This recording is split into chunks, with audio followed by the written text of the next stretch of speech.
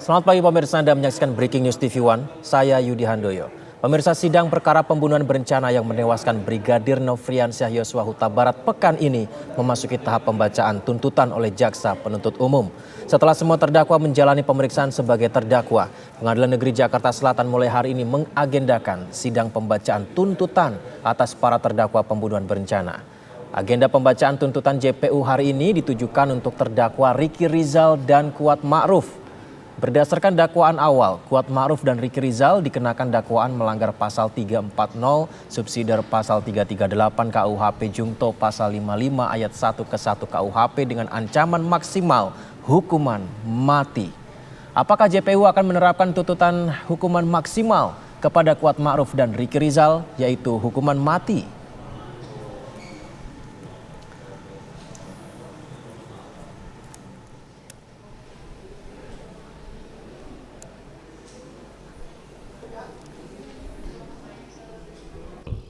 Saudara membawa nerangin lampu dalam sekaligus nutup pintu. Iya.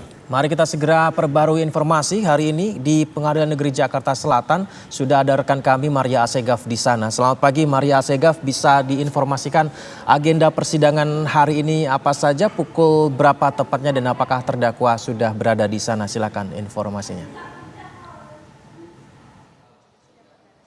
Ya, selamat pagi Yudi Handoyo dan juga pemirsa. Memang sejatinya di Pengadilan Negeri Jakarta Selatan tidak hanya digelar satu sidang saja pada hari ini terkait dengan pembunuhan Brigadir Joshua, tapi paling tidak ada dua agenda sidang mengenai hal tersebut. Di mana sidang pertama yaitu mengenai obstruction of justice terkait dengan terdakwa Irfan Widianto yang akan digelar di ruang sidang 3 nanti sekitar pukul 9.30 dengan agenda pembacaan keterangan ahli pidana dan juga ahli ITE. Tapi tadi pagi kami sempat menghubungi kuasa hukum dari Irfan Widianto yaitu Rifat Seni Kentara yang menyatakan bahwa para ahli sejauh ini hingga pagi hari ini dinyatakan berhalangan hadir. Jadi kita nanti akan tunggu saja bagaimanakah jalannya persidangan obstruction of justice dengan terdakwa Irfan Widianto di ruang sidang 3 nanti, karena hingga saat ini belum ada update terbaru mengenai kepastian kehadiran dari jumlah ahli yang akan dihadirkan dari pihak kuasa hukum terdakwa. Tapi di lain sisi, tepatnya di belakang saya nanti di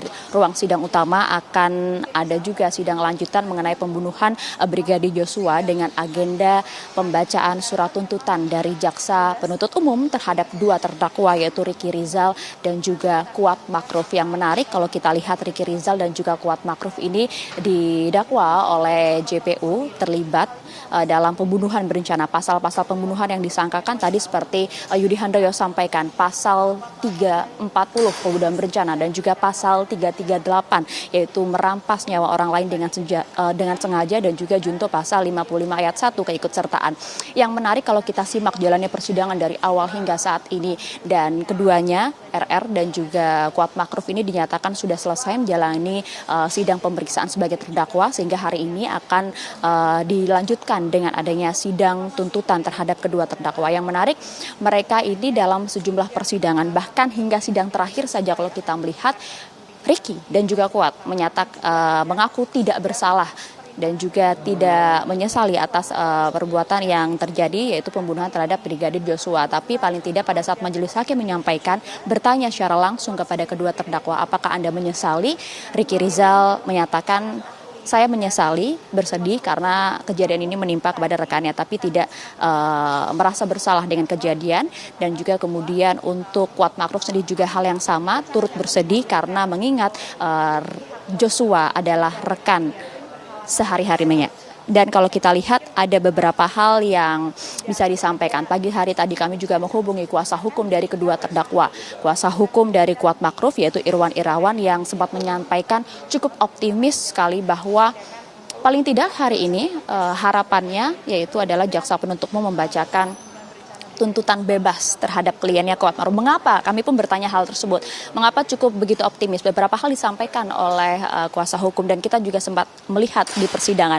Diklaim bahwa paling tidak fakta-fakta di persidangan tidak ada satupun alat bukti yang kemudian menggiring kliennya terlibat dalam perencanaan pembunuhan. Pasal pertama 340 perencanaan pembunuhan. Tidak ada satupun fakta yang menyebutkan bahwa Kuatmaruf terlibat dalam hal itu. Belum lagi kemudian tidak ada satupun komunikasi antara Verdi Sambo dan juga kliennya pada saat perencanaan sebelum pembunuhan terjadi. Memang pada saat pembunuhan terjadi di rumah Duren 3, Kuatmaruf dan juga Ricky Rizal berada di sana. Tapi kemudian dikatakan bahwa memang hanya turut serta dalam menyaksikan saja tanpa adanya hal mengetahui adanya pembunuhan tersebut dan bahkan juga ikut serta membantu. Sementara hal yang sama juga tadi kami konfirmasi kepada kuasa hukum dari Ricky Rizal, Erman Umar, yang juga menyatakan harapan cukup besar dan juga optimis bahwa Ricky Rizal nanti bisa dijatuhi tuntutan dari JPU dengan harapan bebas.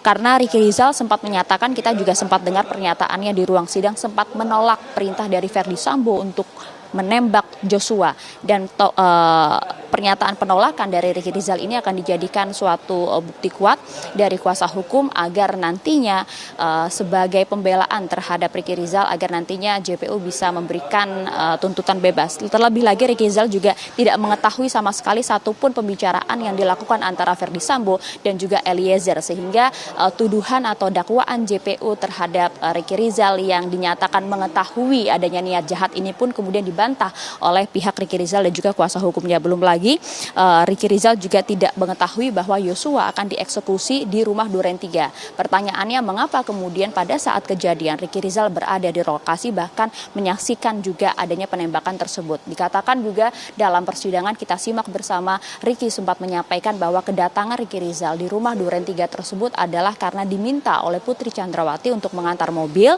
yang akan dijadikan kendaraan untuk isolasi di Saguling. Jadi betul-betul dinyatakan keduanya menyatakan tidak mengetahui adanya niat jahat tersebut, tidak turut membantu dalam proses pembunuhan berencana terhadap Brigadir Yosua, meskipun dakwaan utama dari jaksa penuntut umum adalah pasal-pasal pembunuhan di mana Ricky Rizal dan juga Kuatmaruf didakwa mengetahui niat jahat dan juga turut membantu pembunuhan Brigadir Joshua. Kita akan tunggu bagaimanakah nanti surat tuntutan yang akan dibacakan secara langsung oleh jaksa penuntut umum di ruang sidang utama yang sejatinya akan berlangsung hingga pukul 9.30, tapi untuk saat ini memang belum ada tanda-tanda kehadiran baik dari para terdakwa, kemudian JPU, kuasa hukum maupun juga majelis hakim. Sekiranya seperti itu, Yudi Handoyo.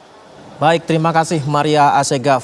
Persidangan obstruction of justice dengan terdakwa Irfan Widianto hingga saat ini masih belum diketahui kejelasannya karena kuasa hukum menyatakan para ahli berhalangan hadir. Kemudian informasi di ruang sidang utama akan dilanjutkan persidangan untuk terdakwa dengan agenda tuntutan Kuatmaruf dan Ricky Rizal. Laporan dari Maria Asegaf, terima kasih.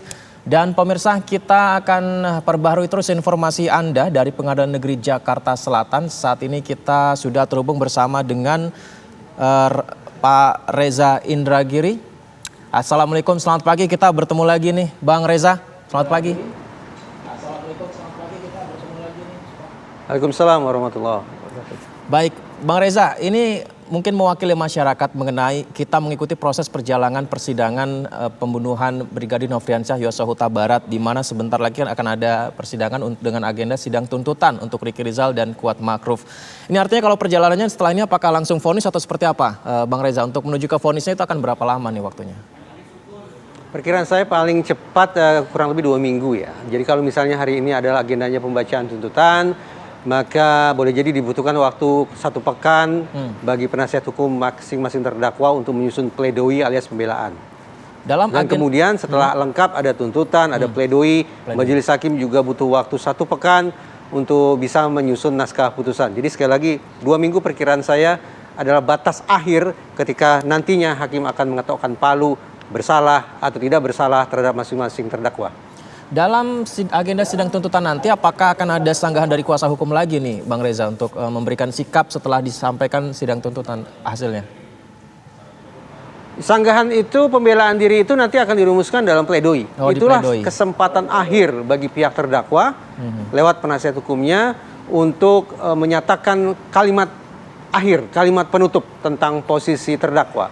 Dan kita bisa ramal bahwa penasihat hukum tentu punya kepentingan untuk membebaskan terdakwa dari segala macam dakwaan, dari segala macam tuntutan, dan isinya kurang lebih adalah kebalikan dari hari ini. Kalau hari ini tampaknya isi tuntutan jaksa adalah segala hal yang bisa memberatkan terdakwa, tapi pekan depan oleh penasihat hukum adalah segala hal yang akan meringankan terdakwa. Kemarin kan yang Eliezer juga ditunda ya untuk sidang tuntutannya begitu. Apakah ada kemungkinan hal itu akan terjadi hari ini, Bang Reza? Kemungkinan itu bisa saja, tergantung seberapa final sesungguhnya, seberapa selesai, seberapa tuntas naskah tuntutan itu disusun oleh jaksa, itu bisa saja. Oke. Baik, Bang Reza, ini kan kemarin saya sempat mengikuti ketika Anda menjadi saksi ahli di persidangan. Ini mengenai teori Milgram yang sempat Anda sampaikan, apakah ini bisa berlaku pada Ricky Rizal dalam persoalan keterlibatannya dan masuk di pasal 340? Tapi kita jeda terlebih dahulu, Bang Reza, untuk membahas tersebut. Pemirsa tetap bersama kami, Breaking News TV One masih akan segera kembali.